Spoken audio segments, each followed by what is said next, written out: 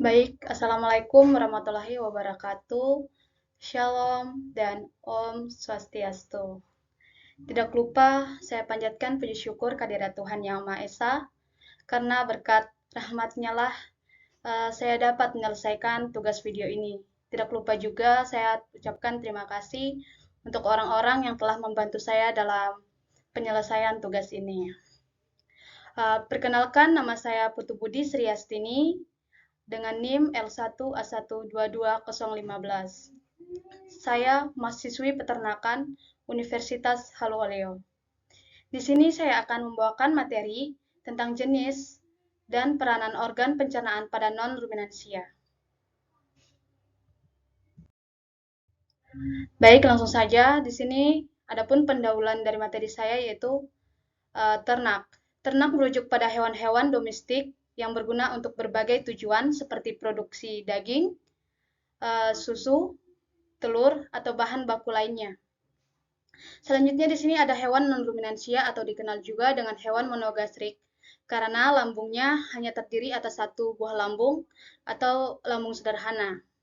Pada hewan non-ruminansia ini ada dua jenis, yaitu seperti hewan monogastrik dan unggas, yang juga berbeda dalam sistem pencernaannya. Hewan monogastrik karena struktur lambungnya yang berbeda, maka agar pakan dapat tercerna dengan baik, maka struktur gigi pada hewan non-ruminansia juga berbeda dengan hewan non-ruminansia.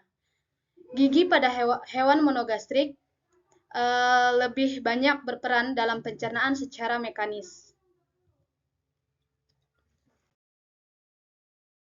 Adapun rumusan masalah dari materi yang akan saya bawakan yaitu yang pertama, apa itu hewan non-ruminansia? Yang kedua, apa saja jenis hewan non-ruminansia monogastrik?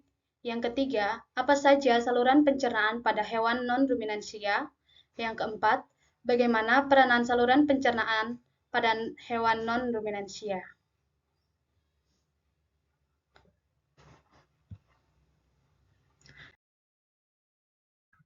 Di sini ada pun pengertian dari hewan non-ruminansia atau ternak non-ruminansia, yaitu merupakan ternak dengan lambung tunggal dan melakukan proses-proses pencernaan dalam tubuh lebih sederhana dan lebih dominan mengalami proses enzimatis dan fisik, tanpa atau sedikit sekali mengalami proses fermentatif. Yang selanjutnya di sini ada pun beberapa gambar pencernaan pada beberapa jenis ternak non-ruminansia monogastrik seperti kuda, dapat dilihat pada gambar, kelinci, babi, dan kucing. Selanjutnya di sini ada saluran pencernaan non-ruminansia. Nah, saluran pencernaan sendiri adalah suatu sistem organ dalam hewan multisel yang menerima makanan, mencernanya menjadi energi dan nutrien, serta mengeluarkan sisa proses tersebut melalui anus. Adapun beberapa saluran pencernaan pada ternak non-ruminansia. Yang pertama di sini ada mulut, kerongkongan atau biasa disebut eksofagus. Sini ada lambung, ada usus halus, ada usus besar, ada usus buntu atau sekum. Selanjutnya yang terakhir ada anus. Adapun beberapa peranan dan fungsi saluran pencernaan pada hewan non-ruminansia. Di sini yang pertama adalah mulut. Mulut berfungsi yaitu untuk mengambil dan merobek makanan. Pada hewan herbivora atau hewan pemakan tanaman non-ruminansia seperti kuda, mulut digunakan untuk mengunyah dan meremukan makanan yang akan kemudian dicerna ke dalam sistem pencernaan tunggal. Nah, pada hewan karnivora atau hewan pemakan daging dan hewan omnivora, hewan pemakan segalanya, mulut dapat memiliki gigi yang dirancang untuk merobek dan mengunyah daging atau makanan lain sesuai dengan pola makan mereka. Selanjutnya di sini ada kerongkongan. Kerongkongan atau biasa disebut eksofagus. Nah, kerongkongan sendiri pada hewan non-ruminansia seperti kuda, kelinci, kucing, dan babi, kerongkongan merupakan bagian dari saluran pencernaan yang menghubungkan mulut dengan lambung. Fungsi dari kerongkongan sendiri melibatkan pemecahan dan pelunakan makanan melalui gerakan detik sebelum makanan masuk ke lambung.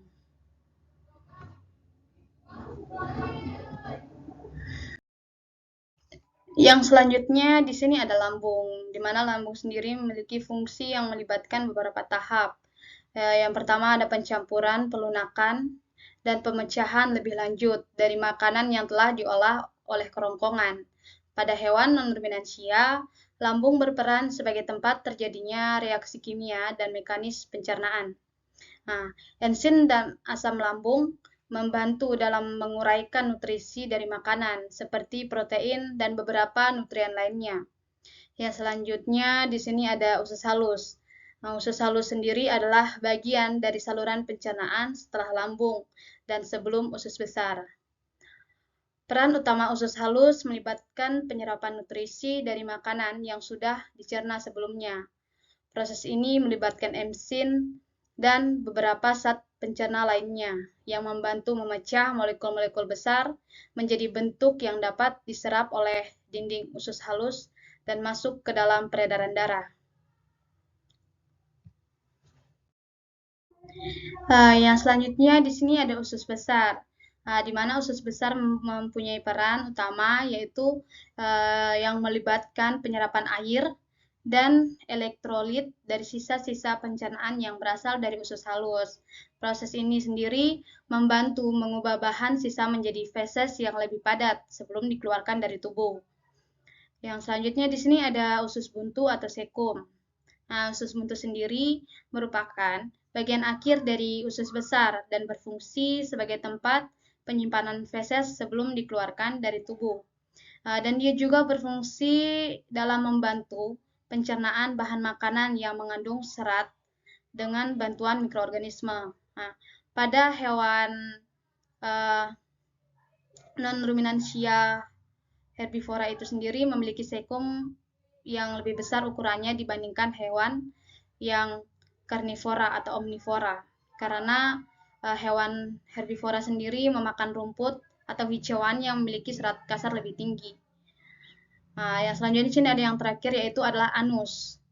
Anus sendiri merupakan saluran pencernaan terakhir pada ternak.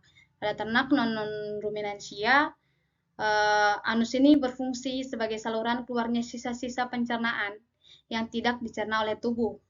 Melalui anus, kotoran yang dihasilkan dari proses pencernaan dapat dikeluarkan dalam bentuk feses oleh hewan.